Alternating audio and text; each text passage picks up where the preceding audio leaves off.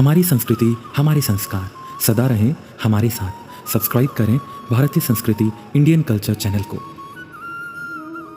नमस्कार भक्तों, आप सभी का स्वागत है हमारे इस YouTube चैनल में। दोस्तों, आज की हमारी इस वीडियो में हम आपको इंदिरा एकादशी व्रत की उन सभी महत्वपूर्ण कथाओं के बारे में बताएंगे जिनका श्रवण इंदिरा एकादशी के दिन पूजा के समय करने से सभी दुखों का नाश होता है और मोक्ष की प्राप्ति होती है। कहा जाता है कि इन कथाओं को अगर आप व्रती नहीं भी हैं और अगर आप केवल इन कथाओं को बहुत ध्यान से सुनते भी हैं तो आपके सभी पितरों को मोक्ष की प्राप्ति होती है। साथ में आपके घर में कभी भी सुख समृद्धि कम नहीं होती। सदैव श्री नारायण का और माता लक्ष्मी का वास आपके घर में बना रहता है।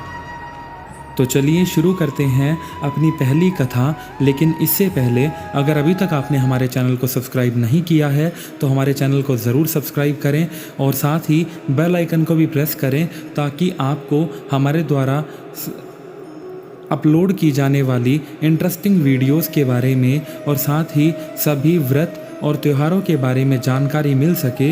इसके लिए बेल आइकन को भी ज़रूर प्रेस करें। साथ ही अपने दोस्तों के साथ भी हमारे चैनल को ज़रूर शेयर करें और कमेंट सेक्शन में अपनी राय देना या जो चीज़ें आप हमारी वीडियोस में चाहते हैं वो लिखना बिल्कुल भी ना भूलें। तो चलिए दोस्तों, शुरू करते हैं इंदिरा एकादशी की पहली व्रत कथा, जिसका इंदिरा एकादशी के दिन बेहद बड़ा महत्व है। तो दोस्तों, प्राचीन काल में सतयुग के समय में महिष्मती नाम की एक नगरी में इंद्रसेन नामक एक राजा रहता था और वो धर्मपूर्वक अपनी प्रजा का पालन करते हुए शासन करता था। वह राजा पुत्र, पौत्र और धन आदि से संपन्न और विष्णु का परम भक्त था। एक दिन जब राजा सुखपूर्वक अपनी सभा में बैठा था तो आकाश मार्ग से महर्षि नारद उतरकर उनकी सभा में आए। राजा उन्हें देखते ही हाथ जोड़कर खड़ा हो गया और विधि पूर्वक आसन व अर्घ्य किया। सुख से बैठकर मुनि ने राजा से पूछा कि हे राजन, आपके सातों अंग कुशल पूर्वक तो हैं? तुम्हारी बुद्धि में, धर्म में, तुम्हारा मन विष्णु भक्ति में लगा रहता है? देवऋषि नारद की ऐसी बात सुनकर राजा ने कहा, हे महर्षि, आपकी कृपा से मेरे राज्य में सब कुछ कुशल है तथा मेरे यहाँ यज्ञ कर्मादि सुकृत होते रहते हैं। आप कृपा करके अपने आगमन का कारण बताइए। तब ऋषि कहने लगे कि हे राजन, आप आश्चर्य देने वाले मेरे वचनों को सुनिए। मैं एक समय ब्रह्मलोक से यमलोक को गया। वहाँ श्रद्धापूर्वक यमराज से पूजित होकर मैंने धर्मशील और सत्यवान धर्मराज की प्रशंसा की। उसी यमराज की सभा में महान ज्ञानी और धर्मात्मा तुम्हारे पिता को एकादशी का व्रत भंग होने के कारण देखा।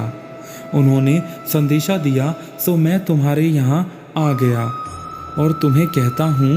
उन्होंने कहा कि पूर्व जन्म में कोई विघ्न हो जाने के कारण मैं यमराज के निकट रह रहा हूँ। सो हे पुत्र, यदि तुम अश्विन कृष्ण इंदिरा एकादशी का व्रत मेरे निमित्त करो तो मुझे स्वर्ग की प्राप्ति हो सकती है और मोक्ष की प्राप्ति हो सकती है।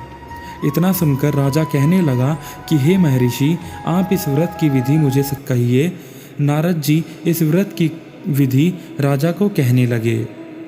नारद जी ने कहा कि अश्विन मास की कृष्ण पक्ष की दशमी के दिन प्रातःकाल श्रद्धापूर्वक स्नान आदि से निवृत्त होकर पुनः दोपहर को नदी आदि में जाकर स्नान करें। अगर नदी नहीं है तो अपने घर में ही स्नान करें।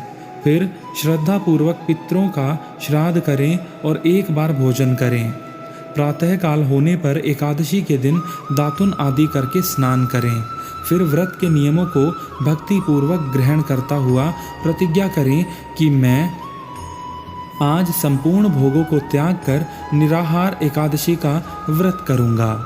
मैं अच्युत, हे पुंडरीकाक्ष, मैं आपकी शरण हूँ, आप मेरी रक्षा करें।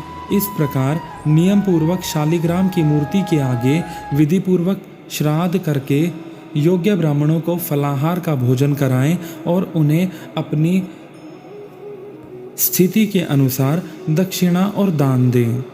पितरों के श्राद्ध से जो बच जाए उसको सूंघ कर गौ माता को दें और धूप, दीप, गंध, पुष्प, नैवेद्य आदि सब सामग्री से ऋषिकेश भगवान का पूजन करें। रात में भगवान के निकट जागरण करें। इसके पश्चात द्वादशी के दिन प्रातःकाल होने पर भगवान का पूजन करके ब्राह्मणों को भोजन कराएं। भाई बंधुओं, स्त्री और पुत्र सहित आप भी मौन होकर भोजन करें।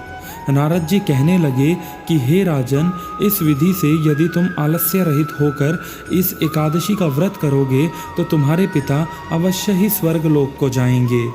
इतना कहकर नारद जी अंतर्ध्यान हो गए। नारद जी के कथा अनुसार राजा द्वारा अपने बांधवों और दासों सहित व्रत करने से आकाश से पुष्प वर्षा हुई और उस राजा का पिता गरुड़ पर चढ़कर विष्णु लोक को गया। राजा इंद्रसेन भी एकादशी के व्रत के प्रभाव से निष्कंटक राज्य अपने अंत में अपने पुत्र को सिंहासन पर बैठाकर स्वर्गलोक हो गया। हे युधिष्ठिर, यह इंदिरा एकादशी के व्रत का महात्म्य मैंने तुम्हें कहा। इसके पढ़ने और सुनने से मनुष्य सब पापों से छूट जाते हैं और सब प्रकार के भोगों को भोग कर बैकुंठ को प्राप्त होते हैं। नारद जी ने राजा को इंदिरा एकादशी व्रत की पूजा की विधि भी समझाई और विधि इस प्रकार से थी। नारद जी ने कहा कि इंदिरा एकादशी व्रत पूजा दशमी तिथि से शुरू हो जाती है। दशमी तिथि से ही घर में पूजा पाठ करें तथा दोपहर के समय नदी में तर्पण कार्य करें। दशमी तिथि को सूर्यास्त से पहले ही भोजन कर लें। एकादशी तिथि को सुबह जल्दी उठकर सबसे पहले स्नान करें और उसके बाद पिता, पितरों या जिसके भी उस समय श्राद्ध हैं उनको याद करते हुए भगवान विष्णु की प्रतिमा पर गंगा जल पुष्प चढ़ाएं तथा इसके उपरांत आरती करें।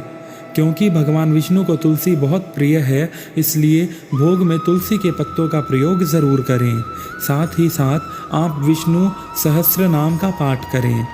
उसके उपरांत श्राद्ध विधि करें तथा ब्राह्मणों को भोजन करा देना चाहिए और अपनी श्रद्धा के अनुसार दान दक्षिणा देनी चाहिए। इसके बाद गायें, कौवे और कुत्तों को भोजन कराना चाहिए। इसके अगले दिन यानी कि द्वादशी तिथि को भी पूजन के बाद ब्राह्मणों को भोजन कराना चाहिए तथा उसके बाद ब्राह्मणों को दान दक्षिणा दीजिए। इसके बाद परिवार के साथ मिलकर भोजन करिए। ये सभी पूजा विधि बताकर नारायण या नारद भगवान खुश हो गए और अपने लोक को अंतर्ध्यान हो गए। इसी के साथ इंदिरा एकादशी की ये कथा यहीं समाप्त होती है। दोस्तों, एक और कथा इस प्रकार से मानी जाती है कि यही कथा भगवान श्री कृष्ण ने युधिष्ठिर को भी सुनाई थी, जिससे कि युधिष्ठिर ने इस व्रत का पारण किया और अपने सभी पितरों को मोक्ष प्रदान किया, या कहें कि अपने सभी पितरों को मुक्ति का मार्ग दिखाया। तो भक्तों, कहा जाता है कि इंदिरा एकादशी की कथा सुनने मात्र से ही सभी मनोकामनाएं पूरी होती हैं और मोक्ष की प्राप्ति होती है। साथ ही जो पितृ देवता किसी भी कारणवश यमलोक में हैं, उन सभी को मोक्ष की प्राप्ति होती है। उम्मीद करता हूँ कि आपको हमारी ये ऑडियो बुक पसंद आई होगी और इसी तरीके की अन्य वीडियो पाने के लिए हमारे चैनल को ज़रूर सब्सक्राइब करें। साथ ही बेल आइकन को प्रेस करना बिल्कुल भी ना भूलें, ताकि आपको समय समय पर हमारे द्वारा डाली गई हर एक वीडियो के बारे में नोटिफिकेशन मिलता रहे। हमारे चैनल को लाइक, शेयर और सब्सक्राइब ज़रूर करें। आज के लिए सिर्फ इतना ही। मिलते हैं आपसे एक और ऐसी ही इंटरेस्टिंग वीडियो और कथा के साथ। तब तक के लिए अपना ख्याल रखिए, खुश रहिए और कमेंट सेक्शन में लिखना बिल्कुल भी ना भूलें। जय लक्ष्मी नारायण भगवान, जय श्री राम, जय माता सीता, जय श्री कृष्ण, जय श्री राधे श्याम, जय श्री राधे श्याम।